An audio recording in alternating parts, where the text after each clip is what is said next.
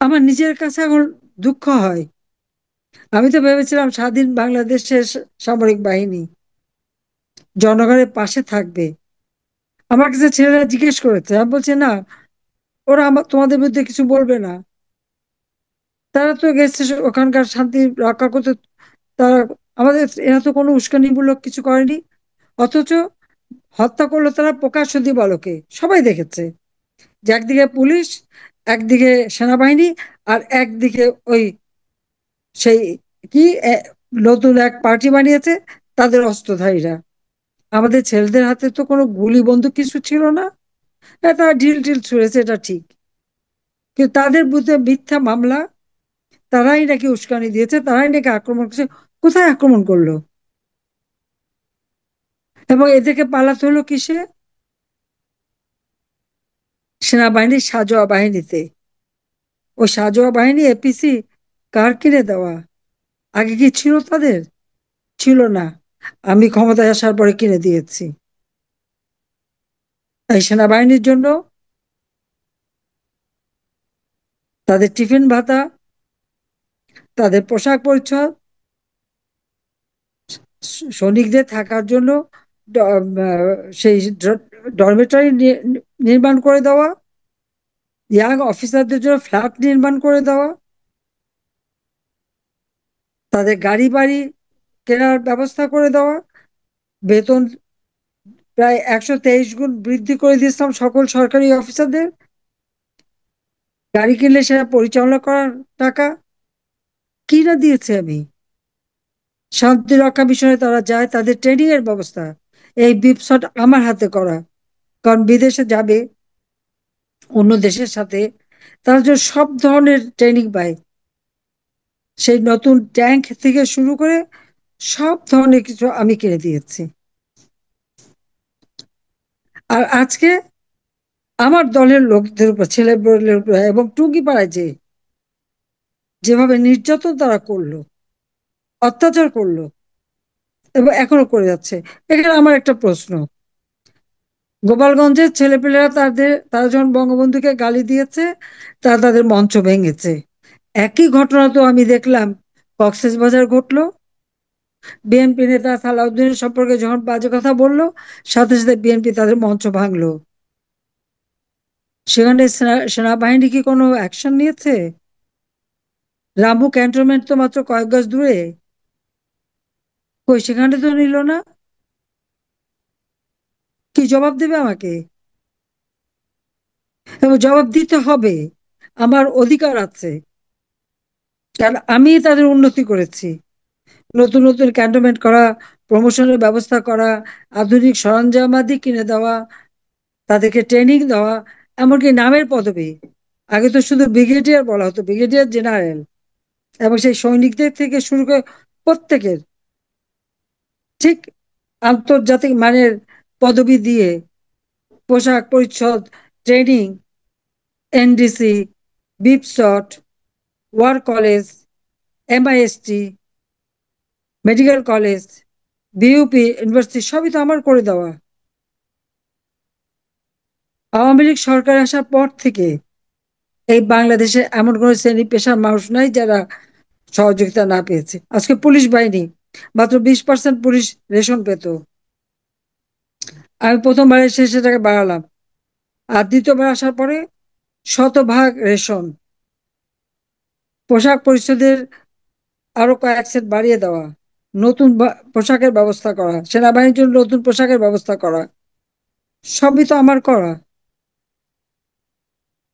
BGB, police, প্রত্যেকের জন্য, এমনকি সেনাবাহিনী, হেলিকপ্টার, এভিয়েশন সেক্টর খুলে দেওয়া, নেভির জন্য এভিয়েশন সেক্টর খুলে দেওয়া, কে করেছে?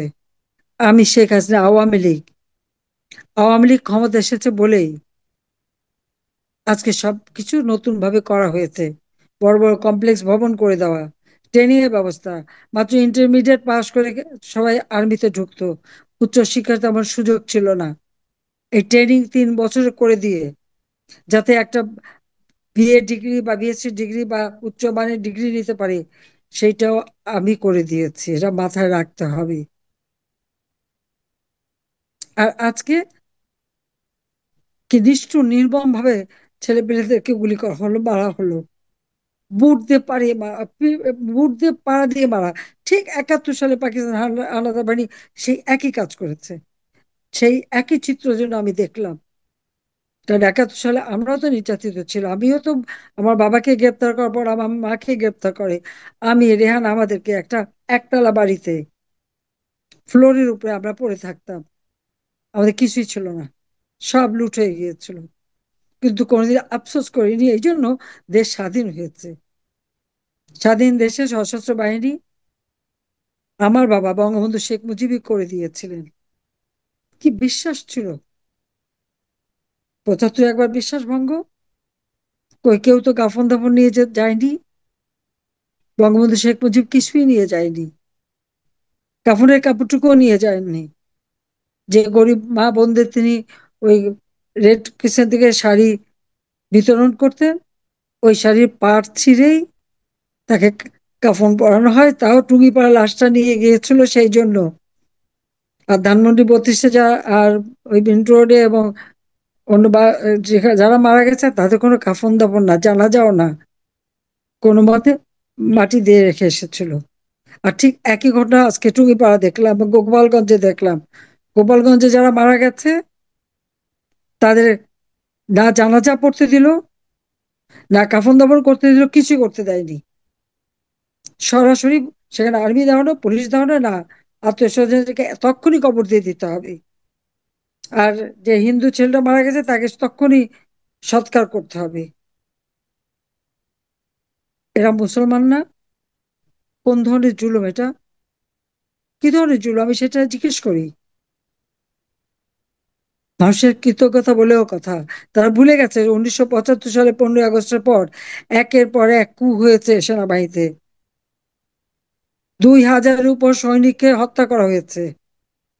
অনেকে জানতোই না তার কি অপরাধ, হয়তো ছুটি থেকে বাড়ি ফিরে গেছে, সেখানেই তাকে মেরেছে। অফিসারদের হত্যা করা হয়েছে, এমনকি মুক্তিযোদ্ধা অফিসারদেরকে হত্যা করা হয়েছে। পুলিশদের নির্বিচারে গুলি করে হত্যা করা হয়েছে। সব কথা ভুলে গেছে।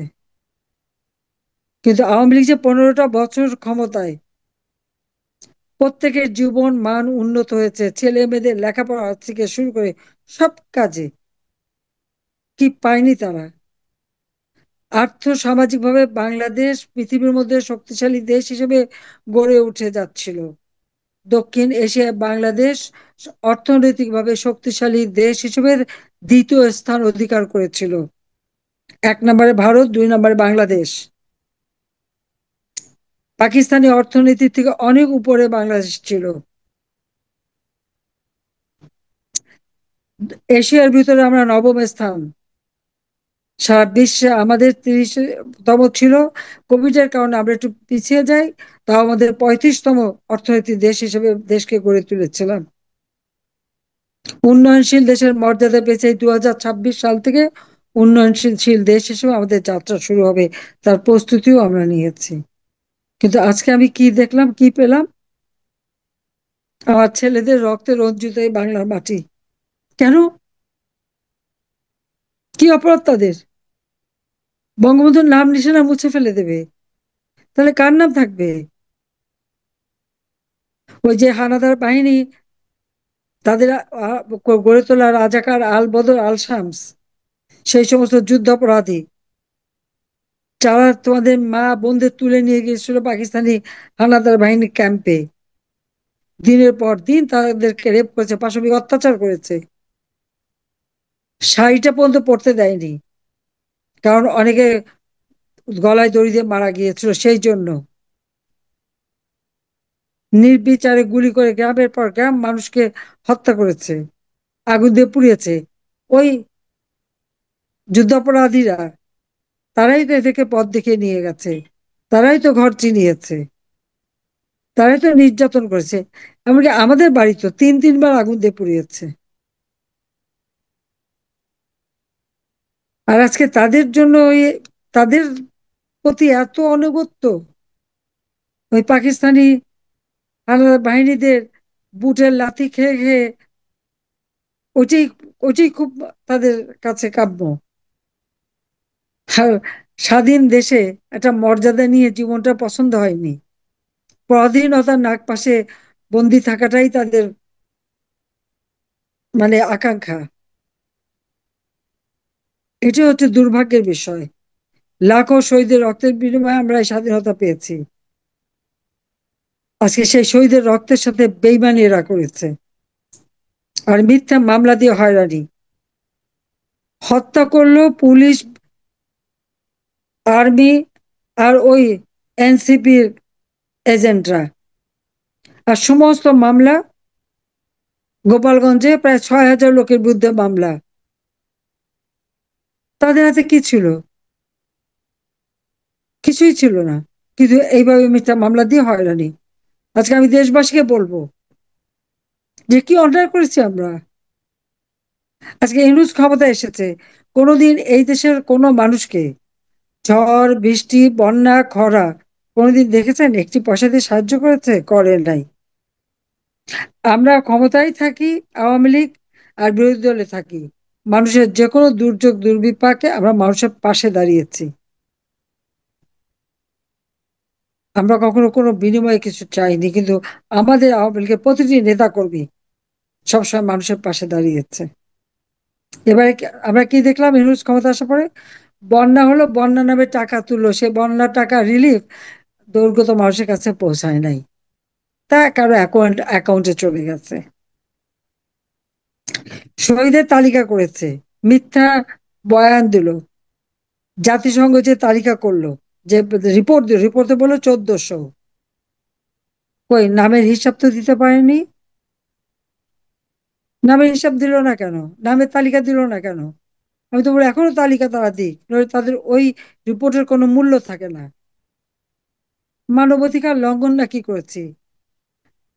10 লক্ষ রোহিঙ্গাকে আমি আশ্রয় দিলাম।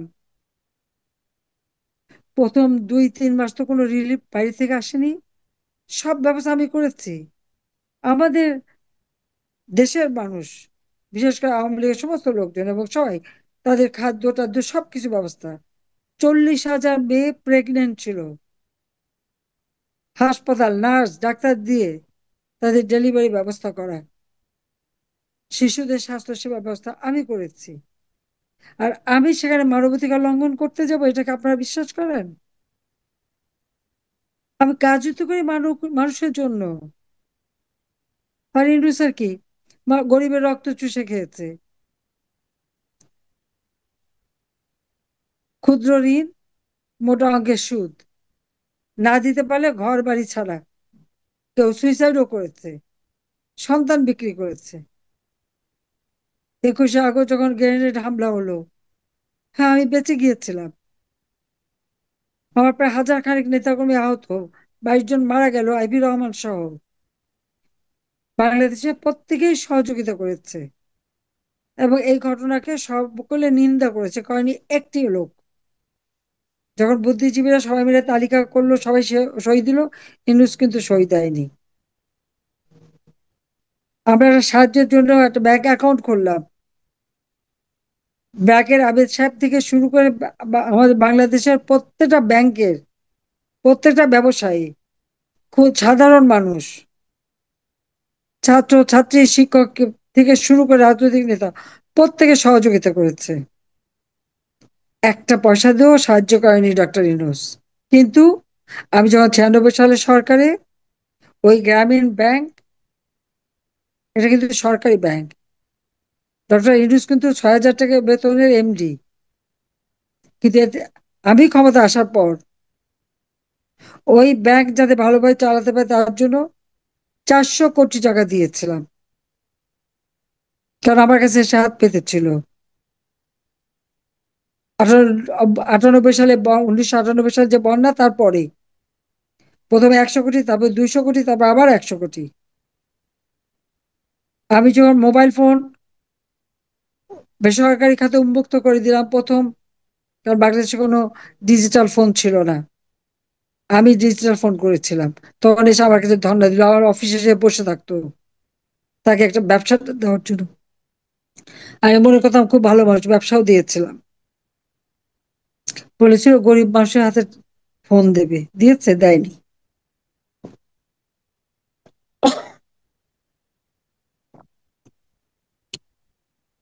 গরিব মা বোনদেরকে মোবাইল ফোন আমি দিয়েছিলাম।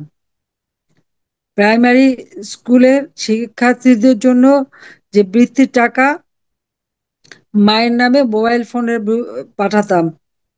20 লক্ষ মায়ের কোনো ফোন ছিল না, আমি ফোন কিনে তাদের হাতে দিয়েছিলাম, মোবাইল ফোন।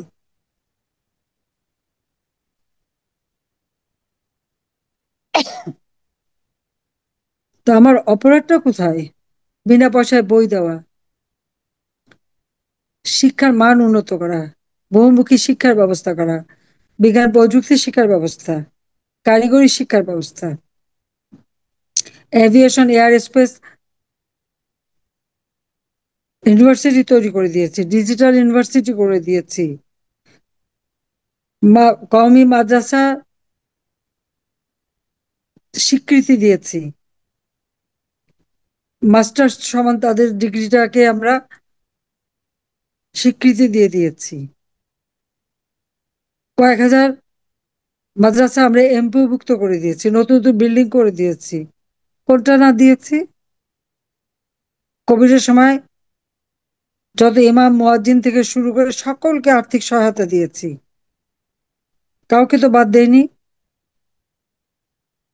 আমরা তো নিজেরা নিজেদের ভাগ্য করতে আসিনি, নিজের ছেলে মেয়ে, বোন, বোনের ছেলে মেয়েকে তো কিচ্ছু দেয়নি। যা করেছি বাংলাদেশের জনগণের জন্য করেছি। জেলা জেলা শিক্ষা প্রতিষ্ঠান করে দিয়েছি। খুব স্বাভাবিক, যখন এই সমস্ত ছেলেমেয়েরা আবার পদত্যাগ দাবি করে, তখন তো আর কি করা যেতে পারে এত কিছু করার পরে?